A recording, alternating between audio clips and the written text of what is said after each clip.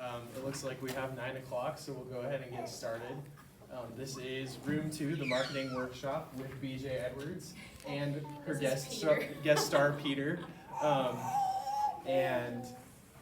want to thank all of our sponsors that have helped us put on this event. It will be recorded, just so you know. And there are coffee and treats downstairs if you need to get up and stretch a little bit, get some more caffeine to keep you going this morning. So thank you, BJ, for being here. Thank you, Mike. And enjoy. This is going to be fantastic. I hope it's fantastic. My name's BJ. I run a small farm called Taste of the Wind just outside of Laramie, Wyoming. We produce pork, lamb, chicken, eggs, and then we help ranchers nearby sell their beef through our business as well. I've been working with small farms, on small farms, with small farms, and running my own small farm for the past 7 or so years. So I have a little bit of experience with various different types of products, but I want to get to know some about you guys because I want to maximize the amount I can serve you today in this workshop. But I didn't want to just go around the room and say, who are you?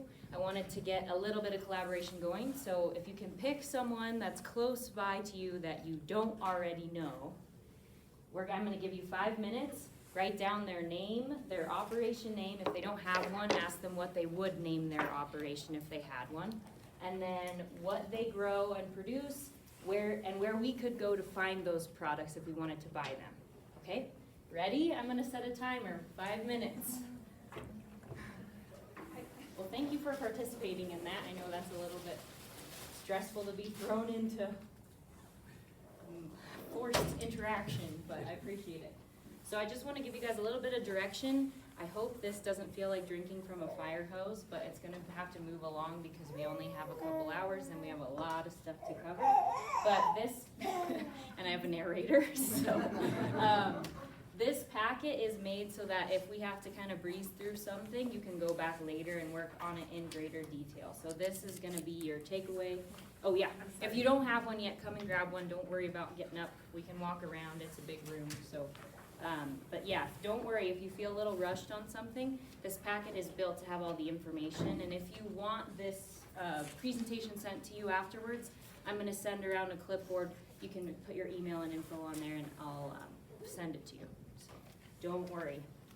And if you need more paper at any time, you can raise your hand, or you can come up. There's a stack of blank paper here for a brainstorming room. So we're going to start with formulating a mission statement for our farm. If you already have one, that's awesome. We'll work on that. If you don't, that's okay. Then we're going to talk about our ideal customer for your operation specifically. We're going to talk about how to use an email list to communicate with this customer, whether you have product available all year round or just during certain seasons.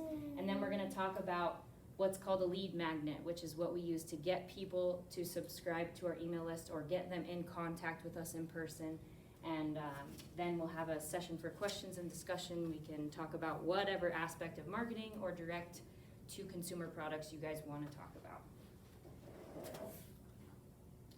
All right, so I wanted to do a quick poll. Raise your hand if you have product available for sale all year round. I know there's not some people who aren't producers, but 1, 2, okay. And then raise your hand if you only have product available for certain seasons of the year.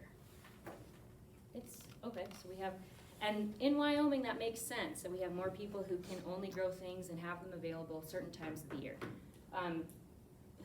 If you were to produce products, would you prefer to have product available all year? Raise your hand. Yeah. And would you prefer to have product available during just certain seasons? Raise your hand. Yeah, okay. So I'm not trying to say that one's better than the other, but we can gear our marketing towards either one of these. Just keep that in mind. Okay, before we talk about that, I just wanted to cover one thing because as a meat producer, I see this pattern in a lot of other meat producers where we have a harvest season in the summertime or in the fall, where we have a lot of animals that go to be processed, and then we put them in our freezer and we put a post on Facebook, or we let people know, hey, I've got a freezer full of meat. Are you ready? Come buy it. And then we get to around January, the year turns over, and then the year on that package is last year. and we find ourselves doing freezer Tetris, and we say, oh my gosh, I gotta mark this all for sale because I need to get all my product next year in my freezer, and people are gonna see this package and it says 2022 and now it's 2023.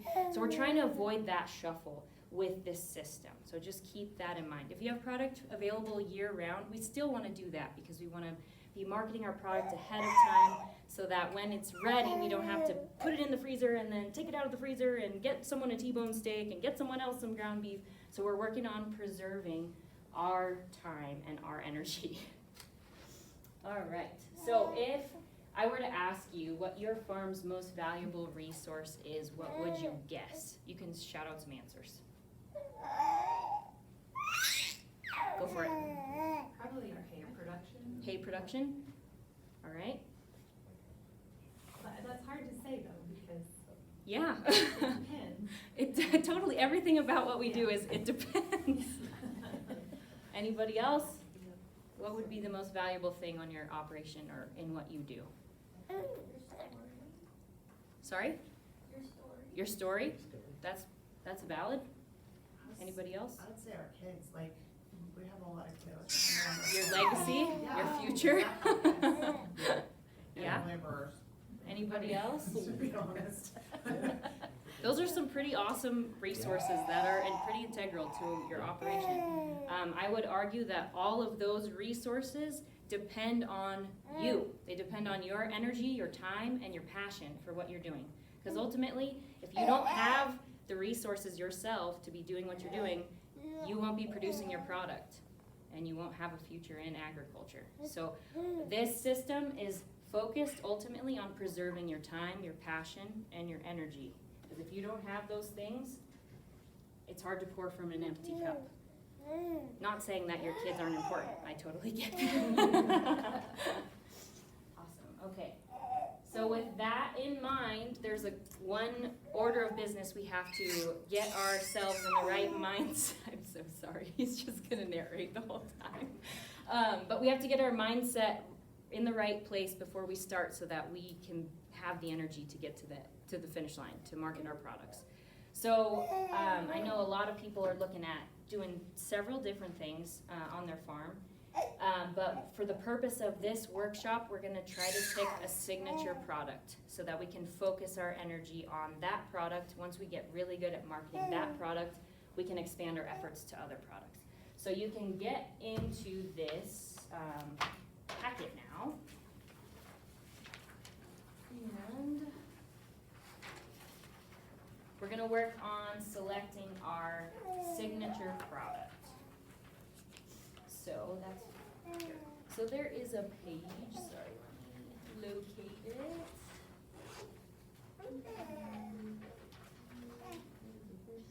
Sorry.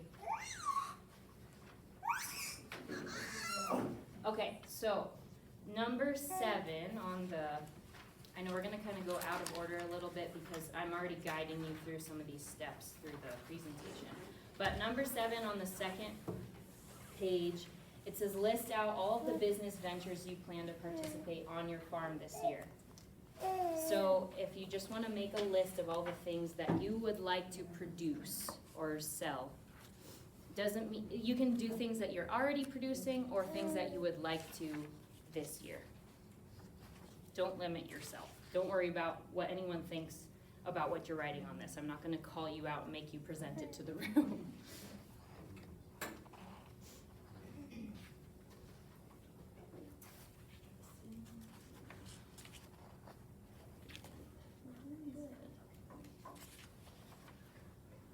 And if you have any questions, just raise your hand. I'm happy to help while we're working on this stuff. Yeah. Are you doing a presentation of your own?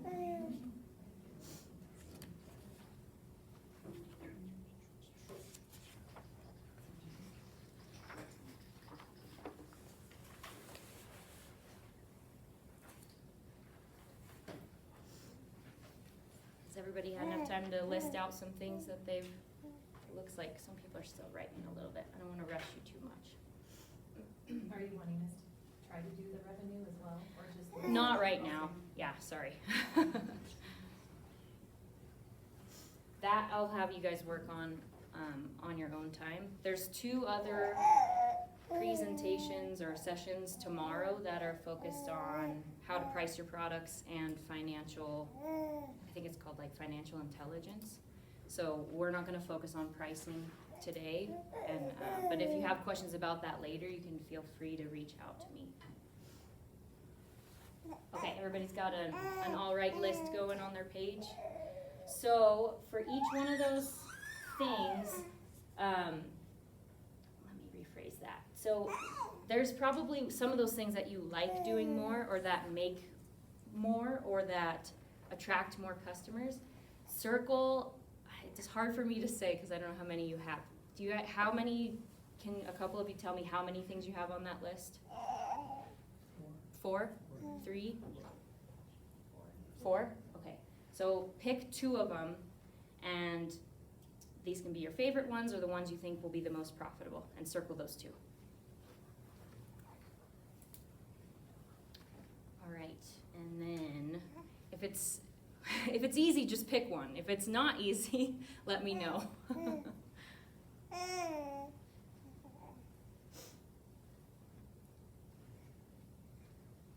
Okay, does everybody have it narrowed down to 1 for now? Yeah? Okay, and then next to that one, write why that product you produce is unique to your operation. If you need help with this, let me know.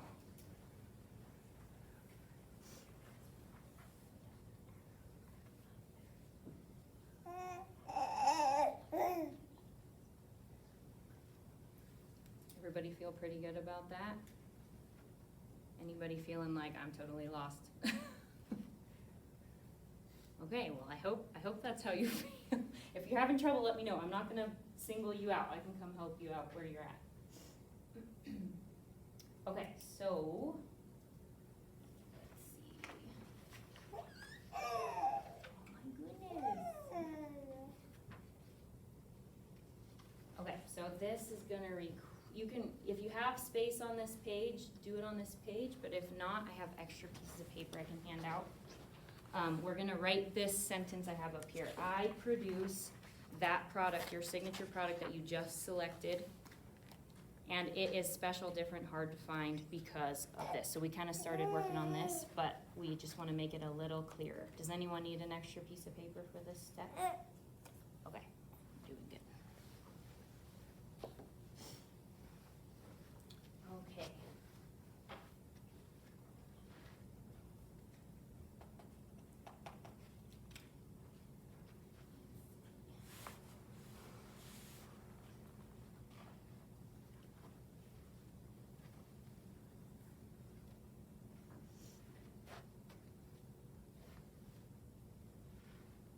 So what I'm trying to do with this exercise is to have you think about why you do what you do. So this is kind of your side of things. I produce pasture-raised chicken because I want to produce a tastier product that is antibiotic-free and free-range.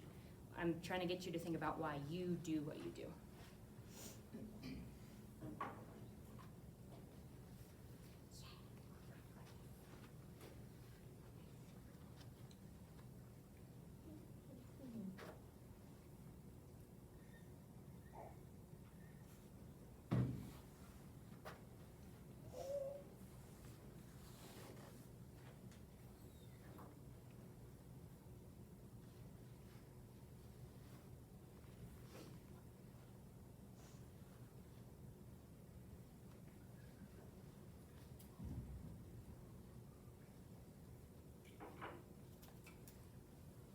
Does anyone need more time for this step?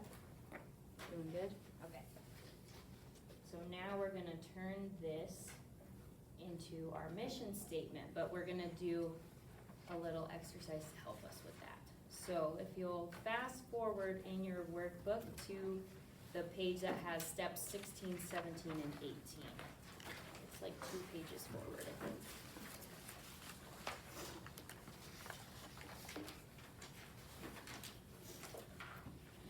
So I have a couple of things here. We want to think about our goals for this coming growing season. So, it looks like I didn't leave you a ton of space for that, but on the page before it, you can write your goals for 2023. Just some basic goals for production and for your life. If you wanna go fishing on the 4th of July, you can include that here. Because I know how hard that is. You're like, I'm gonna do all these things, and then the growing season gets going and you're like, I'm not gonna do any of these things. There's also a spot to, we'll do that in a second. We'll do that in a second. Yes.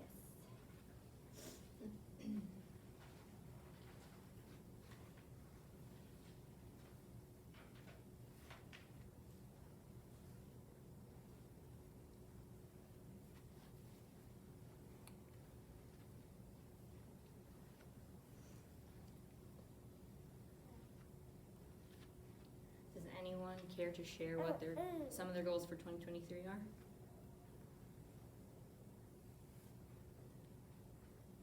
I'll start with mine. I already kind of told you, I do want to go fishing in July. Because every summer I say that I'm going to go camping or fishing once this summer, and then the animals just, they take it over. It doesn't happen. So I'm building that into my plan for the year. Does anyone have any production-related goals they want to share? For me, it's focusing on different grain trials.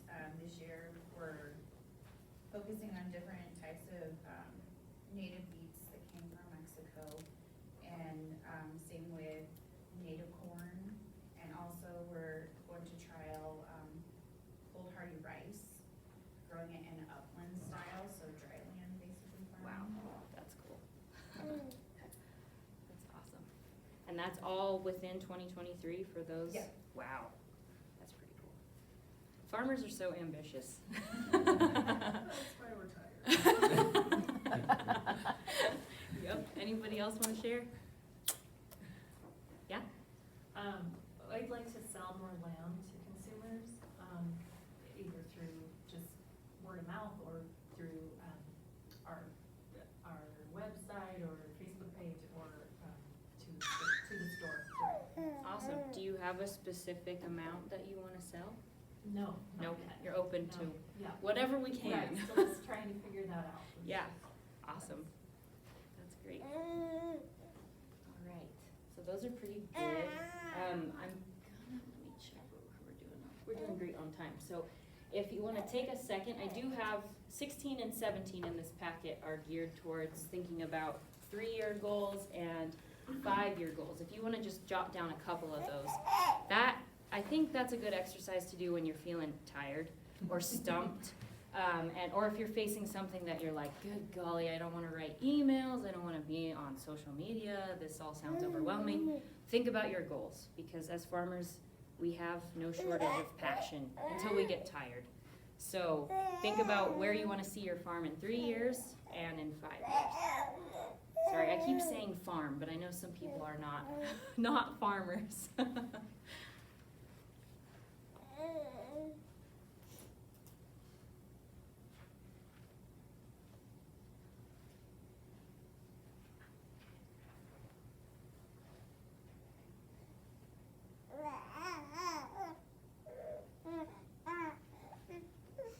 Part of this is just opening up your mindset to the possibility of what you can achieve. Because if we don't, you can have that in the back of your mind, like, I wanna own my own place one day, and you never actually let yourself say it, so you just keep putting it off and putting it off. That's not gonna happen to me.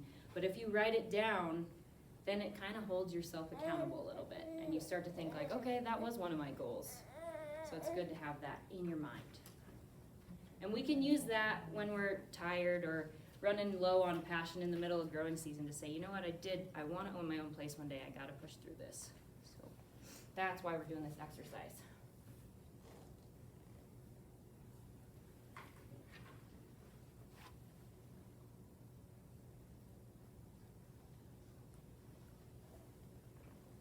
Does anybody wanna share what maybe a 3 or 5 year goal is for them?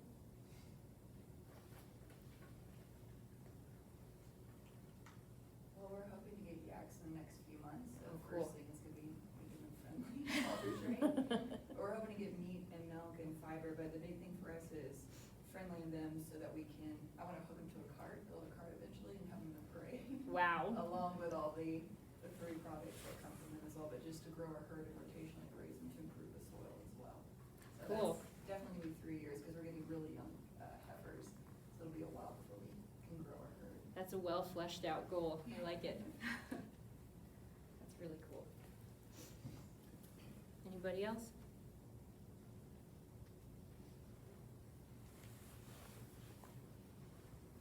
I'm really curious what you guys have going over here, because it's a totally different, it's not a farm really, is it? Well, it is in the sense that, we're in the process of right now of buying a small, 30-acre, ranch. Our, program's idea would be to have a vibrant food system on the Winterberg Reservation, and this demonstration farm will be designed by the community members, and we hope to have at least, in a 5 years' time, we hope to at least have 100 new local growers and producers by being able to train and teach and have workshops on this. We're also looking into working with CWC, because we already kind of work with CWC on their New Beginning Farmers program. And so now they're looking to, once we get this up and running, they're looking to see about doing part of their Beginner Farmers program out there on where we're at, and training and promoting native students to get into the ag business. That's really awesome. There's some very specific targets in there too. Yes. Awesome. That's what we need for making our goals happen. That's really cool. I'm excited you guys shared that. Thank you. All right. So this packet is built to help you flesh out your goals a little bit and start talking about specifics. We can't do all of that today because we're limited on time, but you're welcome to go back, or if you want to reach out to me after this is over, I can help you with that process as well. Okay, so I just wanted to highlight this portion right here. The reason why we did this, I kind of talked about it already, but the thoughts that we have cause us to feel a certain way about what we're doing. So if you're thinking like, oh, I'll never achieve my goals, it's gonna be reflected in your performance. So if you take a minute, I know it's hard to prioritize this, but take a minute to prioritize what your goals are and have some positive thoughts about that. I gave you some room to do that on the previous page. There's a bigger area. Consciously write down 3 positive thoughts about your goals on this page. They don't have to be, I will work 80-hour weeks or much more in the summer. It's more like, I will, sorry, I'm trying to think of the best way to word this. It's more linked to how you feel about these goals. So think about your goals and think about how they make you feel. I will be more fulfilled once I have my yak heifers halter broken. So things like that, simple statements that say, I will feel this way once I achieve this goal. Oh my gosh, I will feel so excited when I'm giving a presentation. Yes. So just take some time to write three positive thoughts about your goals. I know this is a little bit, it gets a little more personal when we start talking about how we feel about our goals, but if anyone feels like sharing, raise your hand for me. One of mine is, I will feel more stable for my family if I own my own land to run my operation on. And we actually do now, which I feel more stable. This is something I did 3 years ago, so I hope it helps you guys too.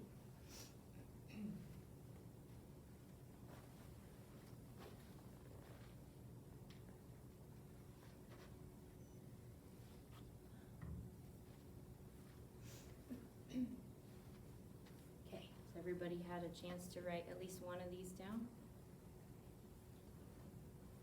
Yes, no? Want more time? Anybody want more time? Okay. We will move on. So, just to realign what we're doing, I know this maybe feels like we went on a tangent, but we are getting to our mission statement, I promise. So, okay, so we're gonna actually work on our mission statement. Here we go. This is the structure that we are gonna use to start developing our mission statement. So if you flip forward one more page to number 23, there's a spot for you to write your mission statement, and this is the basic structure we can use to make it a simple process. So put your farm name or your organization name, @blank. We produce the signature product that you circled in the previous exercise for, and we're gonna start to talk about our ideal customer. So once you get to that last blank, we'll start to talk about that. But I put an example up here in case you need a little help.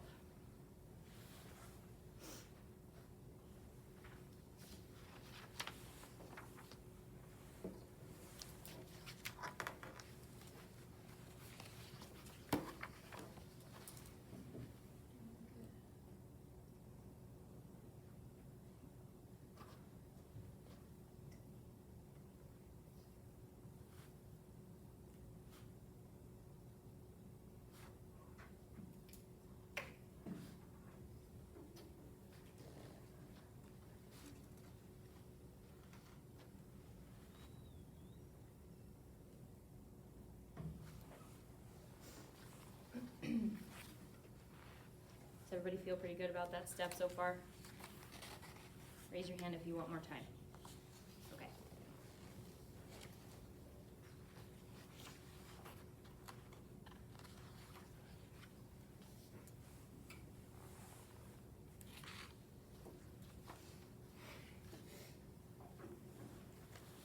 Okay, if you're feeling a little bit stumped on that last part, that was intentional.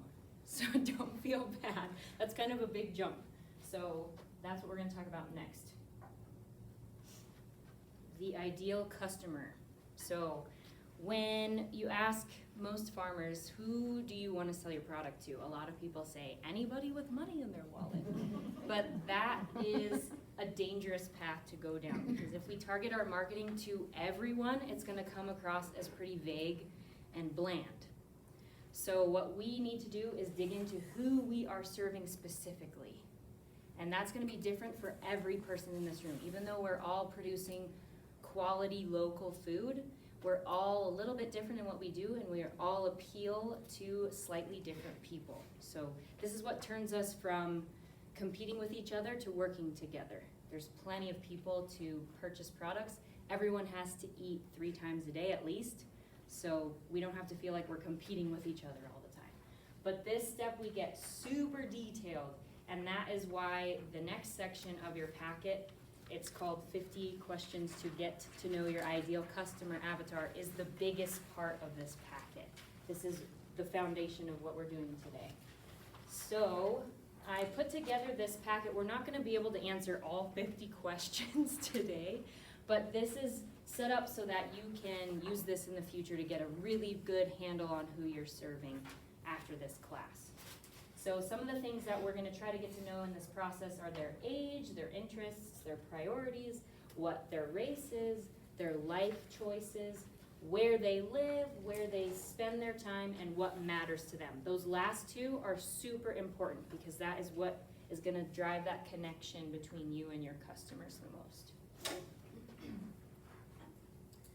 All right, so some people get a little bit stopped up at the word avatar. It just means profile. So this doesn't have to be a real person. It's kind of a fictional character that we are able to reference anytime we do any marketing of any sort. So I brought some materials for you guys to look at.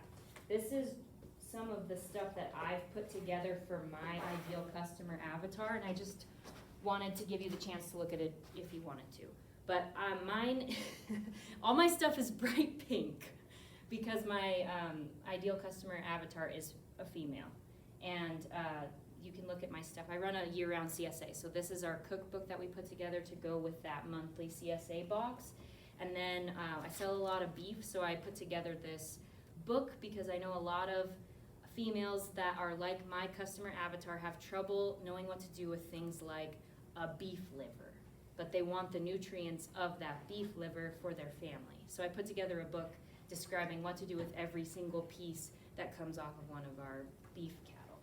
And then these are just some promotional materials, and I always put a thank you letter with my products. So if you wanna look at those, they'll be up here, but I just wanted to show you that's why we're doing this exercise. So you can target every aspect of what you're doing as far as the products that you produce on your ideal customer.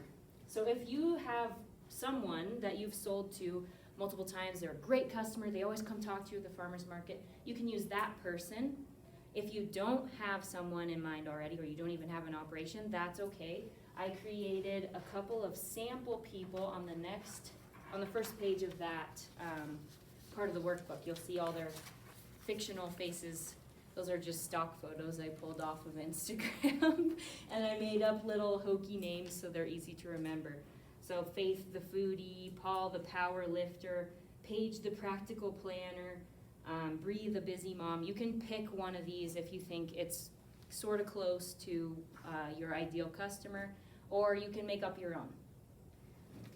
But we're gonna fill out the first page after that page with all the faces on it, and you're gonna answer what their name is. It's important to make a name for them because you're gonna be virtually talking to this person or writing to this person when you're creating your products, when you're trying to write emails. So if you have to make up a name, don't feel weird about it. It's a really helpful tool.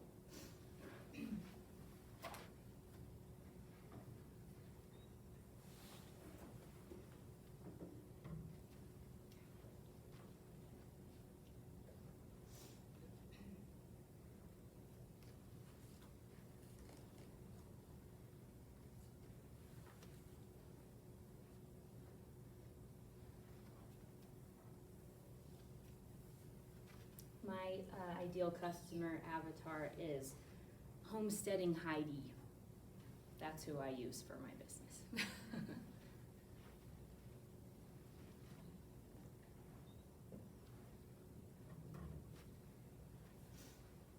Is anyone kind of stuck on this step?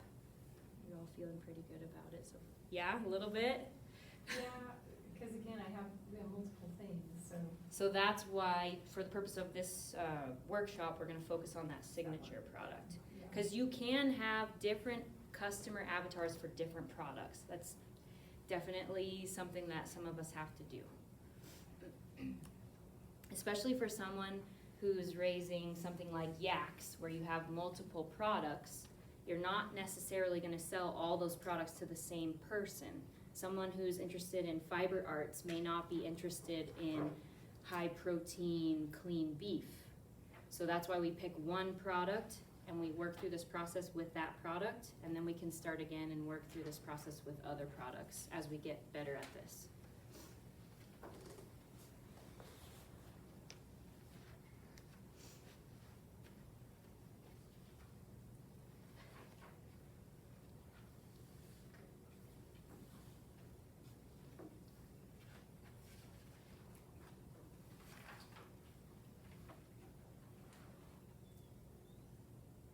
Does anybody want to share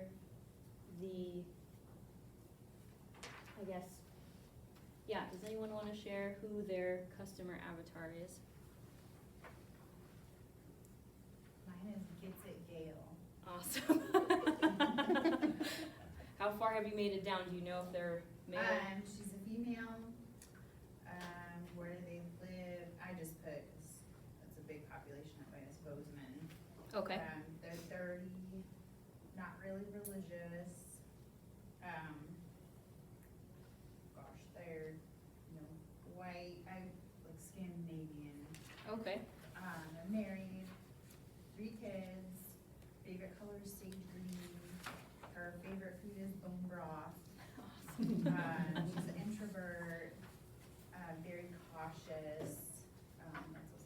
That's awesome. We're probably not gonna be able to get too much farther than that, but that's a perfect start, because you can write to that person. If you were gonna write a letter, you can write to that person, you know that some of their concerns about the world, they're cautious, they love bone broth, so they're probably someone who goes to the grocery store and they look at the ingredients on things and they're like, oh, I'll just go home and make it myself. That's awesome. Anybody else wanna share?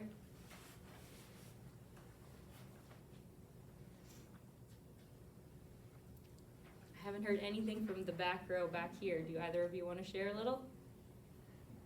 Mine's mainly meetup, and I was just gonna base all these on, like, cause I wanted to do like a coffee shop, Uh-huh. so I was just kinda like doing that. Awesome. Did you pick one of the fictional ones, or are you starting new with your own? I just started, mine are just fake. That's awesome. So, like, if I wanted to do a coffee shop, I would like wanna get like milk from a cow, I guess, so if I, Mhm. what is their name, I just put coffee lovers. Coffee lovers. Female would be both, where do they live, Fremont County, all ages, are they religious, yes, no, it don't really matter, cause we all love coffee and every ethnicity. Awesome. So that's great. That's a great start. It's gonna seem a little weird and maybe a little bit creepy that we wanna get as specific as how old are they and a 5 to 10 year range, but it's really helpful if we do this. Because if you say, okay, I wanna market to anyone who's 18 to 65, it's hard to connect with all those people at once. But the thing about getting specific with this step is that it actually attracts more people the more specific you get. And it does sort people for you. So I know that's like I don't want to deter anyone from buying my product ever. But you kind of do when we're producing something that is as specialized as what we do. Have you ever had someone come up to your farmer's market booth and say, oh, I'd love to buy your products, but I can't afford them? How frustrating is that, right? We work really hard, and I'm sure they do too, but you want someone who values your product already. We don't want to have to teach people to value our products. So when you get really specific and you know, okay, coffee drinkers, I know a lot of really young college students who need coffee to get through their classes, you can target your marketing towards that age group and attract more of those people. If you don't want to serve that demographic, that's great. You can focus on people who are busy moms, and you can market your product towards busy moms and you would even attract people who aren't busy moms by marketing to busy moms because you're so specific with what you're doing. So getting really specific actually does help. Does anyone have questions about that at all? Okay. I'm gonna move us along. We kind of talked about this already. And, let's see if we can have that in a slide. There we go. So, because we are limited on time today, we can't go through this whole portion of the packet, but something that is super helpful to do if you're just starting out, maybe you don't even have a business set up yet, is do some interviews. Select some people who you think are your ideal customer or close, and take them out to coffee and say, hey, I'm doing market research. Can I buy you a coffee and just get to know you a little bit? Most people say yes. So you can use these questions. I wouldn't do all 50 because that is a long interview, but pick your favorite 10 to 15 questions and do an interview with 3 different people, and then use the answers to those questions to create your customer avatar. And so from this point on in the presentation, I think I just referred to ideal customer avatar as an ICA, so that's what that means. And if you forget, I am terrible at alphabet soup, so if you forget what ICA means, just raise your hand and I'll remind you. But that is your homework for this session, is to find 3 people you think are close to your ideal customer and do interviews with them. It's pretty fun. I've had a lot of fun interviewing my customers. And then you run into the problem where your customers want to talk every time you see them, and you're like, I kind of have other stuff to do. I love you guys, but they really get to know you. So, okay. So now we can go back to that mission statement. If your mission statement page is looking kind of messy at this point, feel free to grab an extra piece of paper and write a fresh one. Does anyone need a new piece of paper?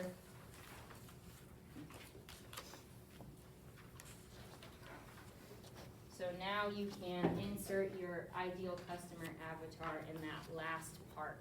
And you can just say, if you have a name for them, you can put that name, but if you wanna create a mission statement that you can tell other people and they'll actually understand, you can say, okay, well, we grow, put your signature product, for males who are between 18 and 25 in southern Wyoming. Just make it more general. You are out, bud.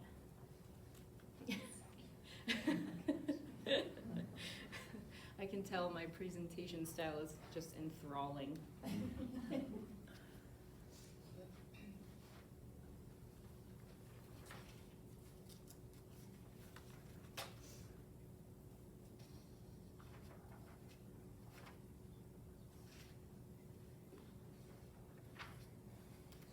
do have a question about Yeah. avatars. When we're thinking about the avatars, we have different product lines, and we're using that voice for each one, but we have multiple product lines. How do you make that not confusing in newsletters or Instagram or Facebook, where you're not throwing someone off, like, I don't care about this newsletter, but that's subscribe. Yeah. How do you keep it from being so confusing? So we'll talk about this a little bit more in detail on the how-to, but when you are distributing emails, there's a way to tag people. So you get people coming in for fiber arts or dairy versus meats. You can tag them with that tag. So then when you wanna send out an email to your people who are interested in dairy, you can just send them a message that says, hey, we got extra milk this week. So that's how I do it anyways. Cause it's true, people kind of get caught up in like, oh, I didn't want to learn about knitting, I just wanted steaks. So it's good to keep those people separate. But that's a good point, because from early on, if you set up that tagging system, it's so much better than trying to go back and sort through everybody. So keep that in mind.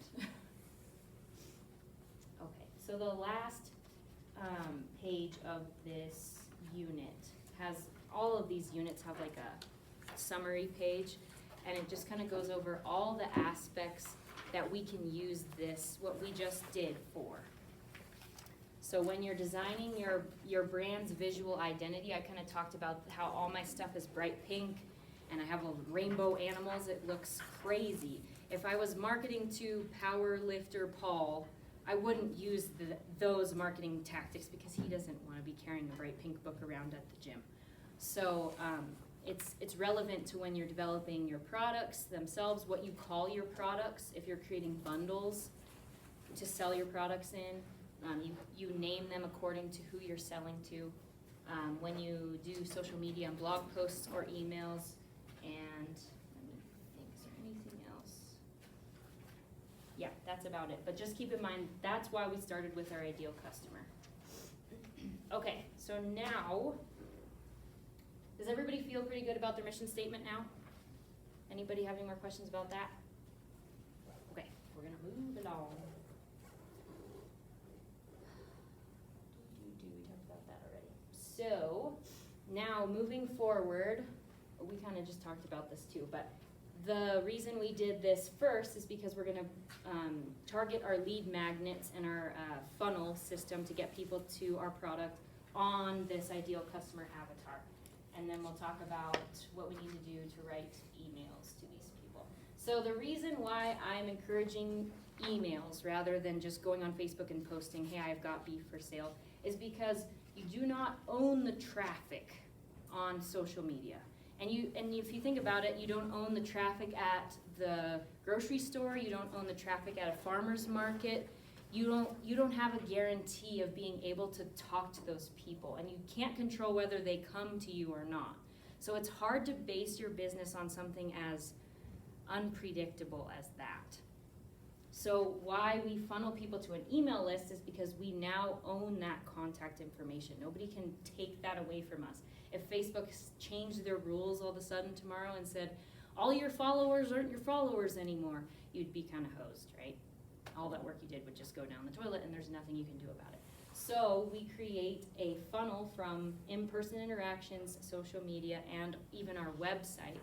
to an email list so we can make sure we have contact with these people on a regular basis. The only thing about emailing that you have to be careful about is it's not technically legal to write huge emails and send them out with all these contacts on them. Even if you're blind carbon copying, you can get your email account shut down if you're emailing tons and tons and tons of people. Now, email providers like Yahoo and Gmail are catching on that this is happening and people are using it for marketing, and they're sorting those emails to spam anyways. So if you start emailing people with a huge contact list, it's likely those people won't even get the emails that you're sending. So how do we navigate this? We use something like MailChimp, ConvertKit, Drip. There's so many different providers out there, and they're free to start with. So if you go online and you just sign up for MailChimp, you can weigh the difference between, I'm not recommending a certain one because I haven't evaluated all of them. I use ConvertKit because I like it, but go sign up for one, create an account, and it has a system for storing contact information and sending out what they call email campaigns. So another reason why we do this is because it'll program the email to come across as personal. So if you can insert their name in your email, so it sounds like you're talking to the person that you're emailing. And you've probably subscribed to something like this before, where you get an email and it's like, "How are you doing, BJ?" And it sounds like they wrote the email to you. So that's a really convenient aspect of using one of these softwares. Does anyone have, I spelled distribution wrong, look at that. Does anyone have any questions on that? I'm not gonna be able to help you get set up with that today, but if you want help with it, feel free to reach out later and I'll help you get set up with one of these. Okay, so now that we talked about how to email people, that's what the next section in this workbook is about. We want to write emails that people actually want to open, because the average person probably looks at emails like an overwhelming experience. So we want to make sure that we're addressing our ideal customers' daily life, their problems, their concerns, what they care about in our emails, so that they look forward to hearing from us. A good rule of thumb is to reach out to your customers once every other week, so twice a month. That keeps us at the forefront of their mind. Because we're all food producers, people need to buy from us pretty often. So even if you're one of those people who only has products available in the summertime or twice a year, we email twice a month just to say, "Hey, what's going on? Don't forget, we will have product available in May, and you gotta sign up because we're gonna run out of slots." So you might be thinking, okay, what do I talk to these people about twice a month when I have no product available? That's what we're gonna cover in this section. So I put a couple examples up here. You don't have to talk about your products in every email. A good rule of thumb is 80%, I can't remember the word for it. It's like 80% you give your customer value, 20% you ask them to purchase something. So you can do it 80% of your emails are just, "Hey, I found this recipe. I thought you'd really like it." Or, "I really love meal planning and I thought you might too. So I made a meal plan for the month of June. Here it is." And then 20%, "Oh, by the way, while you're meal planning, if you want to make your own bread with locally raised flour, this is our recipe. This is a recipe book we have for sale. These are the flours that we would recommend, and you can purchase them here." Does that make sense? So I put, let me see. So that's what this first page is. So thinking about your ideal customer, what are 3 things that they would struggle with on a daily basis?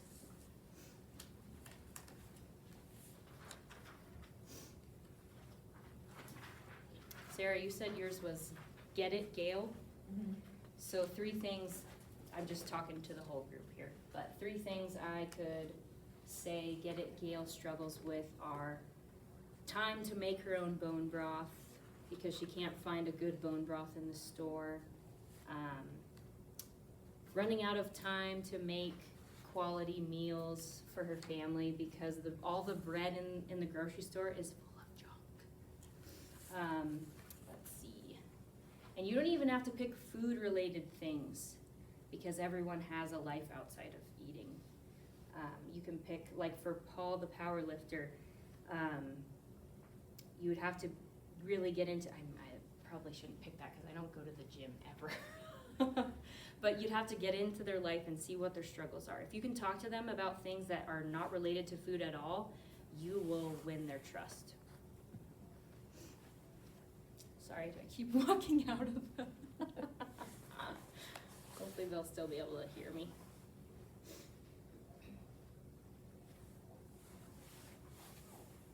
So after you have identified 3 struggles your customer has, I kind of jumped into this already, but write a solution that you could help provide for each one of these problems.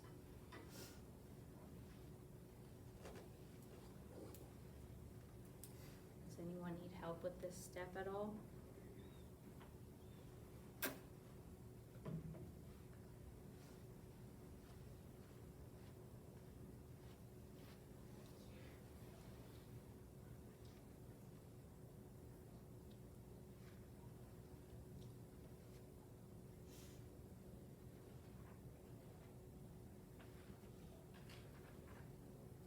Does anybody want to share a problem and a solution that they've come up with?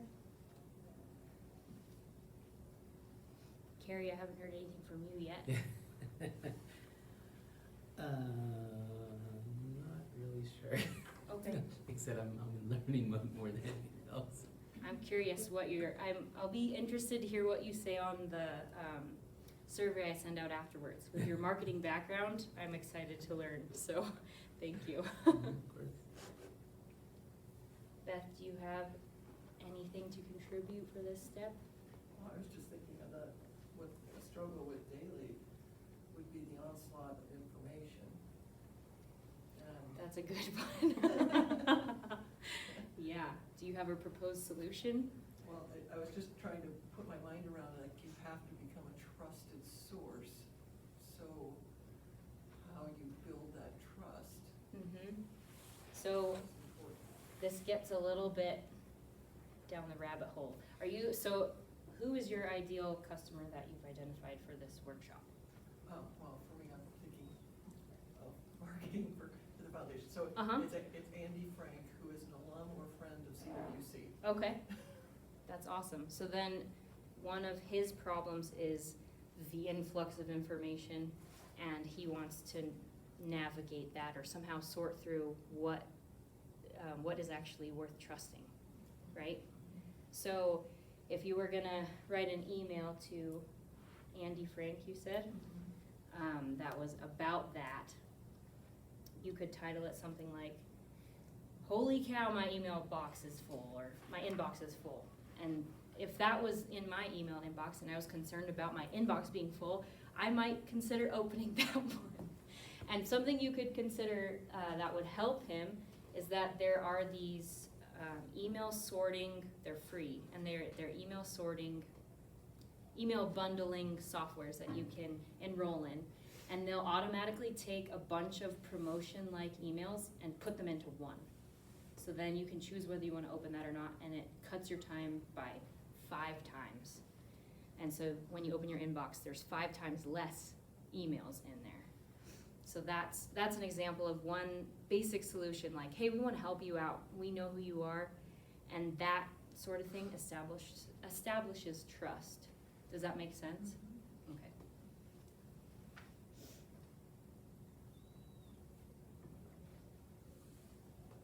Anybody else want to share? Haven't heard anything from you guys. Speaking, see, because we're in the same house, but we're also going in a couple different directions. That's awesome. Ryan, do you want to? Well, I guess me and my boss are looking to raise birds to release and have people come on guided hunts and stuff like that, so. Mm-hmm.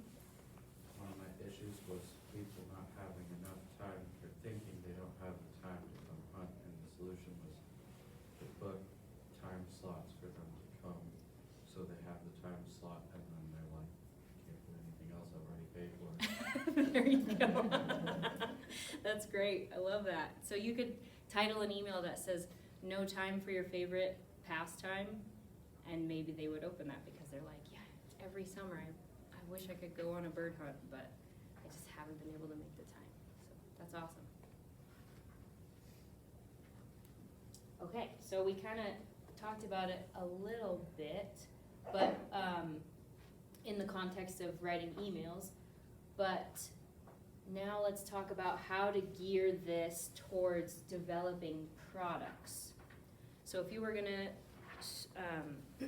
create a product bundle of something you're producing that would specifically be geared towards your ideal customer, what would you call that product? So thinking about your lamb consideration, Kathy, who is your ideal customer? Can I ask you? I kind of did two, but they're both, mid-30s male. Okay, Mhm. awesome. One has family and one is single and lives in Metro Colorado. Okay. So, and the one with the family lives in Wyoming.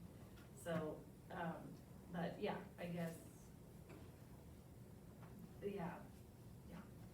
That's great. I'm glad, it's cool that you're breaking them into two groups, because then your marketing is gonna be super targeted, even though it's in two different directions.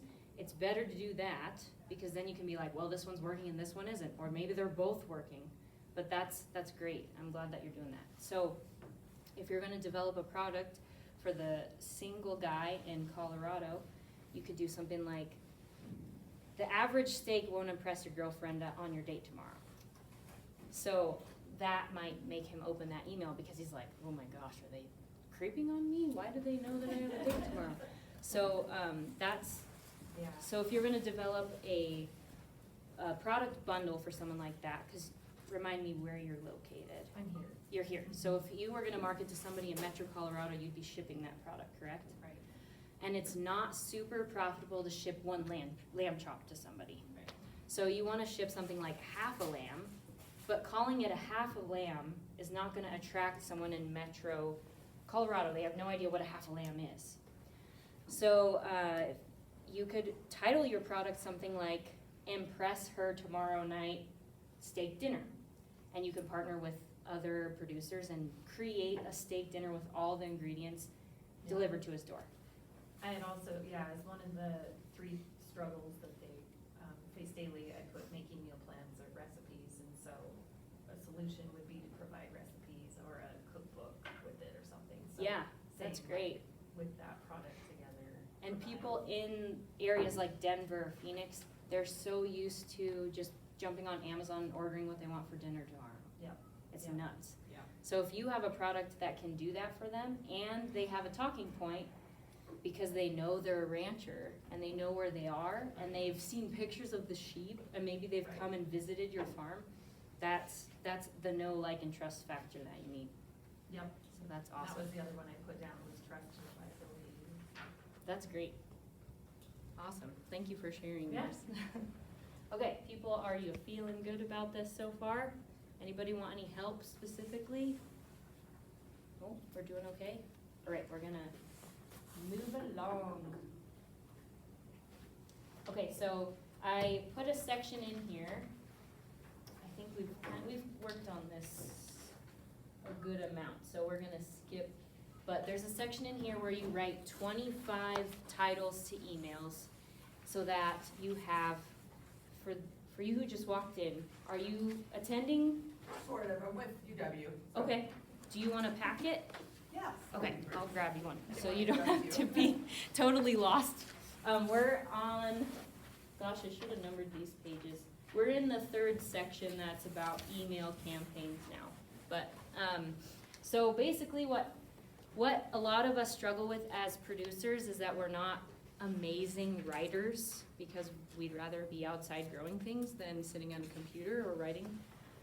But the biggest struggle to writing something is starting. So if we sit down and we write 25 email titles, then we've already done the work of starting the emails before we have to sit down and write them. So make some time in your schedule just to write 25 email titles. That's enough to get you through the year. writing every other week. And then when you have a sec and you've written this list down, go through your planner and pick a day of the week that you're gonna send your emails. Just write the title of the email on each of those days. I like Tuesdays because Mondays, people who get a lot of emails are gonna be inundated with emails and they don't wanna do anything with emails on Monday that they don't have to. So I like Tuesday because it's early in the week. It's after that Monday. You can pick whatever day you want. Fridays are great too, but I wouldn't put it on a weekend. A lot of people don't read their email on a weekend day. So go in your planner and every other Wednesday or whatever day you pick, write a different title that you came up with. And then when it's time to write your emails, you don't have to think of what to write. You already have a starting point. Okay. Oh yeah, so go and make that email distribution service account and then get that process started. Okay, so now we're gonna talk about the lead magnet. And this is, yes. A little off topic. No, that's but all right. Do you have a blog? Do you blog? Yes, I'm glad you brought that up. So a blog is a great tool we can use on our website. This is kind of getting down another rabbit hole, but if you've ever heard of SEO, which is search engine optimization, it's what determines whether people can find your website or not. You have to have fresh content on your website on a regular basis to rank high in SEO. So when someone goes into Google and they're like, local lamb, if you have fresh content on your website like a blog, your SEO will cause you to rank higher when they do that search. So you'll get pushed towards the top of that search. So having a blog is great, but I don't know about you guys, I can never find the time to write a blog post to save my life. So when you write emails, what I do is I take that email, I make sure I'm on the recipient list, so when I send an email out, I get a copy. That's a great strategy because you can just forward it to people. But I copy paste all the copy from that email, put it into a blog post, and hit enter. So you just saved yourself time. The thing you gotta watch out for is if you're writing your emails to people and you say, hello, BJ, how are you doing this week? Make sure you take that out when you put it on your blog, because that looks a little weird. But it saves you a lot of time. And I do think having a blog is worth doing. Okay, so any other questions before we move on? Okay. What blog Yeah, do you use? sorry? Sorry, what blog platform do you use? Okay, so the question was, what blog platform do you use? I have used a couple different website hosts. I used Wix, I've used Squarespace, I've used WordPress, and this year I transitioned to just using Shopify. Because Shopify is set up as an online store, it's super convenient that way, and then they'll allow you to have things like an About Us page, Contact Us page, and a blog. So in my opinion, I don't know if I'm allowed to recommend services. I don't work for the university, so maybe I'm fine. But I like Shopify the most because the ease of selling things is fantastic, and that's my priority. So that's where I host my website and my blog. Any more questions? Okay, we're gonna talk about how to get people onto our email list. So I've identified 3 main categories. There are more than this, but for the purposes of this workshop, there's 3 basic things we can use to attract people to our email list. One of them, you've probably seen this on social media where they pay for an ad and it says, are you this person or do you struggle with this? Get my free ebook. Or if you've ever looked up a recipe online, that's a good example. Good golly, you have to scroll through a bunch to get to the recipe. But there's usually a pop-up that comes up. Oh, did you like this recipe? Get our monthly recipes. And you give their first name and your email address. This is what they're doing. They're getting you to their email list so they can further market to you. And then you can also work with other people. You don't have to do this online. You can do this in person. So if you think about your ideal customer and you say, oh, okay, my Healing Foods Heather would spend a lot of time at Natural Grocers. So I'm gonna go to Natural Grocers and I'm gonna make a little we'll talk about how to do this later, but I'm gonna make a little fishbowl and have people enter a giveaway at Natural Grocers because those are my ideal customers. But online, if you're gonna do it through social media, you can choose an influencer. I hate that word, but you can choose an influencer with a lot of followers and say, hey, look, I'll give you a free box of our product if you'll do a customer review on your story and tag our account to get people to funnel to our email list. Or you can do, the third one is a giveaway, and you can partner with someone else. Or you can partner with someone like a realtor, and they have a huge email list, and they have a huge span of contacts in your area. So you can partner with a realtor and say, hey, we're doing a beef giveaway. I'm super excited about it. We'll give you a sample if you want to taste our beef before we do the giveaway. But we want to add value to your customer's experience of being on your email list. So you have to kind of work together with them. Because people who are, if you're talking to someone who's doing like keto diets and workouts for their followers, someone like that would love to give their followers free beef, right? Because those people are already looking for high quality beef. So someone like that would be really excited to work with you on a giveaway. Does that make sense so far? Okay. So, let's go back. When I put together that 50 questions for your ideal customer part of this workbook, there's a section that goes over what their interests are and where they spend their time. That applies in person and on social media. So when you go through those questions, you're trying to figure out who they would follow, what stores they would go to, and those are the places you go to formulate these collaborations and giveaways. Okay? Let's see. So when we're talking about creating a resource for people to opt into, we kind of went into this a little bit before, but it's similar to, it's similar to writing an email. So you start with your ideal customers' daily struggles and their priorities. So when we were talking about Andy Frank, that was his name. So we talked about that email grouping software. You could create a resource called 5 Ways to Reduce the Overwhelm When You Open your email inbox every morning. And that resource could just have 5 tips for managing your emails. And that could be a form that pops up on your website when people go to look at the foundation.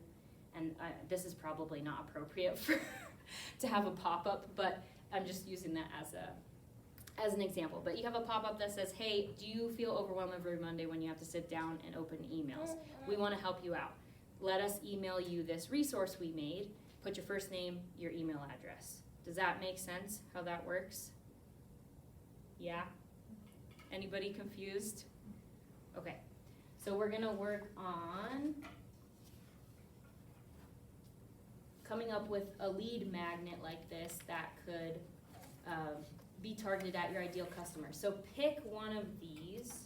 Pick a resource like an ebook or a guide, a collaboration, or a giveaway. And we're gonna start working on, or you can do one of each category. But let's just start with one. So pick one of these and come up with what you wanna offer someone. There is, I believe there's yeah. Sorry, let me figure out what page this is on. Okay, it looks like I didn't. Oh yeah, it's at the bottom of that. Did I skip around? Sorry if I've been confusing. So it's the first page of the creating a lead magnet part of the workbook. It's number,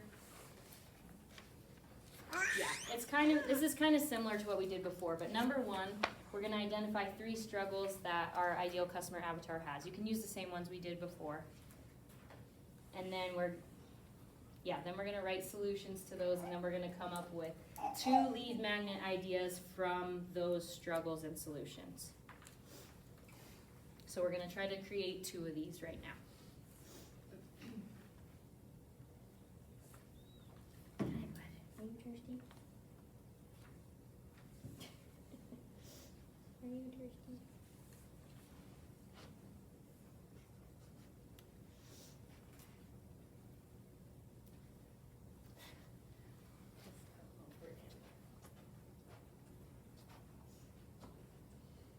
Sorry, you are a little bit. No.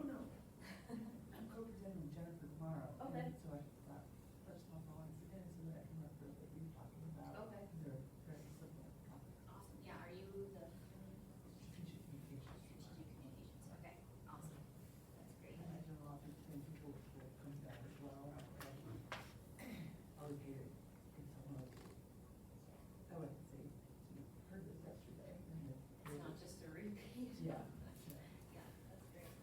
Awesome. If you have any questions, let me know, because we reached a bunch of other stuff before you were able to connect. I read through it too.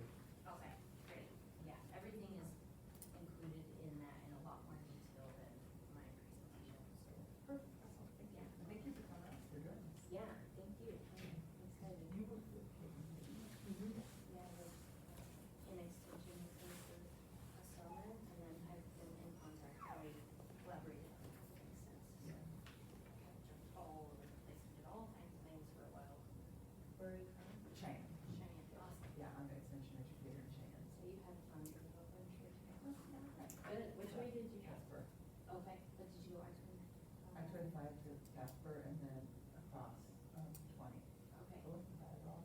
well, if I did Shirley Basin, that was a mistake. It was terrible. So I'll probably go home that way. Yeah. Thank you. And the wind today might make it worse, but, no, are you leaving this afternoon? No, I'll. That is my show. Everybody's safe. Yeah. How are you guys doing on this? Anybody stumped? Anybody wanna share what they've come up with so far?